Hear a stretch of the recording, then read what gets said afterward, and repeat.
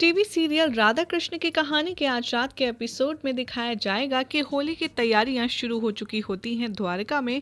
और लेकिन कोई भी वहां पर मौजूद नहीं होता होली खेलने के लिए। जैसे ही बलराम दाऊ रेवती और निषाद उन्मुख के साथ आते हैं, वो देखते हैं कि कोई है ही नहीं और वो सोचते हैं कि शायद ये सब राधा कृष्ण के ना होने से ऐसा हो रहा है। हर बार की तरह राधा कृष्ण के होली खेलने से ही होली का आरंभ हुआ करता था, और इस बार कृष्ण और राधा नहीं है, तो इसीलिए द्वारकावासी भी होली खेलने के मन में नहीं है। उधर दिखाया जाएगा कि राधा वन में होती हैं और उनकी मुट्ठी में राख भरा होता है, और वो कृष्ण से कहती हैं कि अब मैं क्या करूंगी कृष्ण, मैं तो तुम्हें अपने रंग में रंगना चाहती थी, लेकिन मेरे हाथों में तो रंग ही नहीं बचा। कृष्ण कहते हैं कि रंग नहीं हुआ तो क्या हुआ, तुम इसी को मेरे ऊपर लगा दो। राधा कहती है कि कृष्ण ये देखो, मेरे हाथ में सिर्फ भस्म है, इसका रंग बना ही नहीं। कृष्ण कहते हैं कोई बात नहीं राधा, अगर रंग है नहीं है तो क्या हुआ, तुम प्रेम से ये भी लगाओगी तो वही काम करेगा। क्या वो हमारे धातु के ही तो बना हुआ है, क्या हुआ अगर हमारी धातु नष्ट हो गई, तो उनसे जुड़ा हुआ हमारा जो प्रेम है वो अभी भी इस राख में मौजूद है, और तुम वो प्रेम से लगाओगी तो वही तुम्हें सुख और तुम्हें वही वरदान मिलेगा जो तुम चाहती हो, क्योंकि तुम्हारा कर्म बहुत ही ज़्यादा सफल हुआ है और इसका फल तुम्हें अवश्य मिलेगा, क्योंकि ये तुम्हारा परिश्रम है जो तुमने इस पंच धातु के लिए किया था, और उसका कर्म फल तुम्हें अवश्य मिलेगा। उधर बलराम दाऊ दिखाए जाएंगे, वो कहेंगे द्वारका वासियों से जो थोड़े बहुत आए हुए होते हैं होली खेलने के लिए कि आप सब लोग यहाँ से चले जाइए, द्वारका वासियों अब राधा कृष्ण नहीं आएंगे। तभी बलराम के ऊपर अचानक से खूब सारा रंग फेंका जाता है, और उधर वो चीखने चिल्लाने लगते हैं कि कौन है, किसने फेंका रंग, मैंने कहा था ना कि जब तक राधा कृष्ण होली नहीं खेलेंगे कोई होली नहीं खेलेगा, किसका इतना साहस हुआ। उधर रेवती के ऊपर और निषाद उन्मुख के ऊपर भी ढेर सारे रंगों की वर्षा होने लगती है। रेवती कहती है कि मुझे पता है ये सब आप ही का किया धरा है ना। दाऊ कहते हैं कि अरे मैं तो खुद हैरान हूँ कि मेरे ऊपर रंग किसने फेंका, मैंने तुम्हारे ऊपर रंग नहीं फेंका रेवती, और ना ही निषाद उन्मुख के ऊपर। सभी ऐसे ही करके द्वारका वासियों के ऊपर भी खूब सारे रंग गुलाल उड़ने लगते हैं और पूरी द्वारका रंगमयी हो जाती है। तभी कृष्ण राधा का हाथ पकड़ते हैं और कहते हैं कि चलो मैं तुम्हें कहीं ले जाता हूँ, और वो द्वारका वासियों के बीच में राधा को ले आते हैं। ये देखकर सब कोई बहुत ज़्यादा प्रसन्न हो जाते हैं।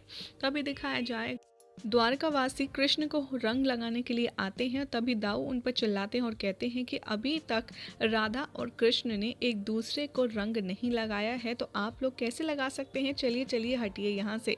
और ये कहकर के वो सबको हटा देते हैं और इशारा करके रेवती के ऊपर निषाद उन्मुख की मदद से ढेर सारा रंग उड़ेल देते हैं और वो अपनी होली खेलना शुरू कर देते हैं। राधा कहती हैं कृष्ण से कि अब मैं क्या करूँ कृष्ण, मेरे पास तो रंग है ही नहीं, तुम्हें क्या लगाऊं मैं। कृष्ण कहते हैं कि तुम भस्म ही लगा दो राधा, तुम्हारी कामना पूर्ण अवश्य होगी। राधा जैसे ही कृष्ण के गालों पर भस्म लगाती हैं, समस्त संसार अंधकार में डूब जाता है।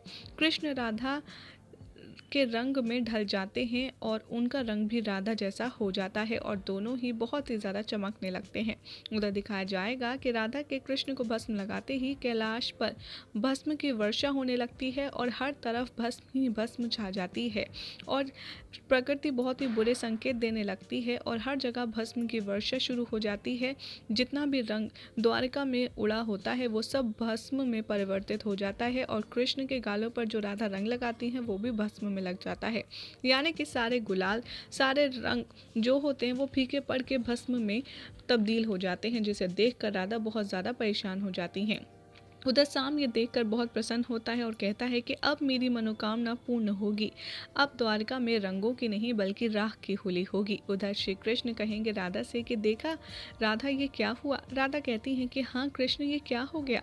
तभी कृष्ण कहते हैं कि अब तुम मुझ पर अपना रंग का अनुभव करो राधा, तुमने मुझ पर अपना रंग तो चढ़ा दिया लेकिन अब तुम अपने रंग का अनुभव करो देवी राधा। कृष्ण कहेंगे कि राधा तुम रंग तो लगा देती हो और राधा हम दोनों एक दूसरे से प्रेम करते हैं, लेकिन हम अलग अलग हैं और केवल अलग अलग होने के चलते ही हम दोनों का जो अपना प्रकाश है वो अलग है। राधा कहेंगे कृष्ण से कि सब अंधकार में क्यों हो गया है। कृष्ण बताएंगे, राधा को समझाते हुए आएंगे नजर और कहेंगे कि तुमने मुझे भस्म में रंग दिया है, ये उसी का परिणाम है, इसीलिए ये सब हो रहा है। हम दोनों के रंग अलग अलग हैं। यदि आप मुझे अपने रंग में रंगना चाहती हैं तो इससे मेरा अस्तित्व खतरे में पड़ जाएगा देवी राधा। और ऐसा ही हो रहा है। राधा जो देवी के रूप में होती हैं वो कहती हैं कि मुझे क्षमा कर दीजिए श्री कृष्ण, मुझसे बहुत बड़ा अनर्थ हो गया। कृष्ण यहाँ पर समझाते हुए कहते हैं राधा से कि कैसे रात के बाद जैसे ही सूर्य उदय होता है और रात जाने का समय और सूर्य उदय होने का जो मिलन होता है उसी को कहते हैं प्रेम संगम। और वो प्रेम संगम देखकर हर कोई काफ़ी ज़्यादा प्रसन्न हो जाता है। ठीक उसी तरह प्रेमी का भी एक अपना अस्तित्व होता है जिसे भुलाया नहीं जा सकता। बिल्कुल अपने अपने अस्तित्व में ही रहना चाहिए प्रेमी और प्रेमिका को। इसके कारण आप मुझ पर रंग डाल रही हैं वो भस्म में बन गया है। राधा ये देखकर बहुत ही ज़्यादा शर्मिंदा होती हैं और कहती हैं कि मुझे क्षमा कर दीजिए कृष्ण, मैं अपनी भूल का एहसास कर चुकी हूँ, अब मैं अपनी भूल कैसे सुधारूँ, अब मैं क्या करूँ। कृष्ण कहेंगे राधा की ओर देखते हुए, अब जब आपको एहसास हो ही चुका है तो आप मेरे दूसरे गाल पर भी रंग लगा दीजिए। राधा जैसे ही अपने हाथ बढ़ाती हैं उनके हाथ में गुलाल आ जाता है और जैसे ही वो कृष्ण के गालों पर रंग लगाती हैं हर जगह रंग ही रंग बिखर जाता है। जो सारी चीज़ें भस्म में बदल गई थी वो फिर से रंग भरंग हो जाती हैं। द्वारका में पूरा समा रंगीन हो जाता है। सारी भस्म जो भी परिवर्तित हुई होती हैं चीज़ें कलरफुल, वो सब वापस से अपने रियल कलर में आ जाती हैं। और ये सब कुछ देखकर बलराम कहते हैं कि काश कृष्ण यहाँ होता तो अपनी आंखों से देखता। और अच्छा लगता है कि ये कृष्ण और राधा की ही महिमा है। और होली है कहकर के बलराम दाऊ होली खेलना शुरू कर देते हैं। कृष्ण कहते हैं कि अब आप समझ गई ना देवी राधा। तो राधा भी गर्दन हिलाकर के कहती हैं कि हाँ कृष्ण देव, मैं समझ गई।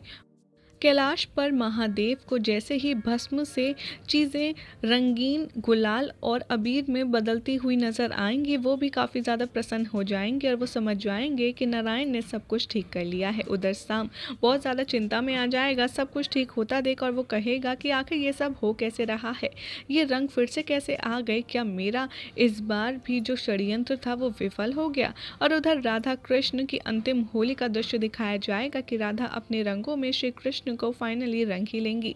यही हो जाएगा आज रात के एपिसोड का एंड, जिसके बाद कल रात के एपिसोड में काफ़ी इंटरेस्टिंग चीज़ें दिखाई जाएंगी। और कल से होगी राधा कृष्ण शो में जमकर होली और 3 दिन तक चलने वाली इस होली में आपको राधा कृष्ण के बड़े ही खूबसूरत दृश्य दिखाए जाएंगे। जिसके लिए आप कितने तैयार हैं, कितने एक्साइटेड हैं, अपनी अपनी राय हमें कमेंट करके ज़रूर बताएं।